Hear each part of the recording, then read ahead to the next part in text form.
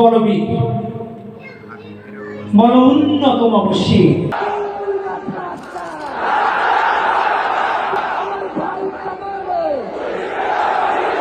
স্বামীর রক্ত মাখা স্মৃতি বুকে নিয়ে এবার সরাসরি প্রশ্ন ছুড়ে দিলেন শহীদ শরীফ ওসমান হাদির স্ত্রী রাবে ইসলাম শম্পা। বুধবার দুপুরে সামাজিক যোগাযোগ মাধ্যমে দেওয়া এক আবেগঘন পোস্টে তিনি জানতে চাইলেন, হাদি হত্যার বিচার কি আদৌ হবে?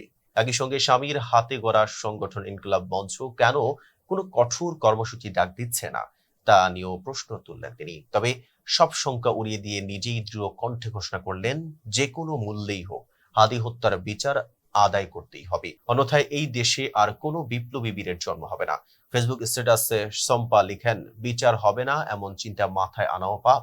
বিচারের ধীর গতি নিয়ে হতাশা প্রকাশ করলেও তিনি বাস্তবতাকে মেনে নিয়ে স্বামীর উদ্ধৃতি দিয়ে মনে করিয়ে দেন, সহজ কথা যায় না বলা সহজে। হাদি বলে গিয়েছিলেন, মুমিনের জীবন মানেই লড়াই সংগ্রাম, আর সেই লড়াই চালিয়ে যাওয়ার শপথই ব্যক্ত হয়েছে তার স্ত্রীর কণ্ঠে।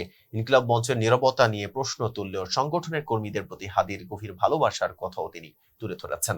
তিনি জানান, হাদি ইনকিলাব মঞ্চকে নিজের প্রথম সন্তান মনে করতেন, আর নিজের ঔরসজাত সন্তান ফিরনাসকে ভাবতেন দ্বিতীয় সন্তান।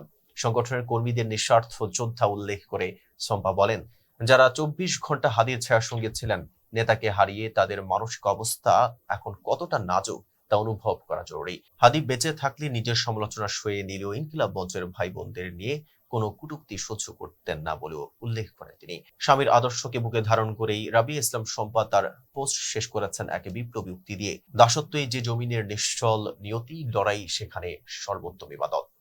এতক্ষণ সাথে ছিলাম মেহেদী হাসান। ফেজ দ্য পিপলের সাথে থাকার জন্য ধন্যবাদ।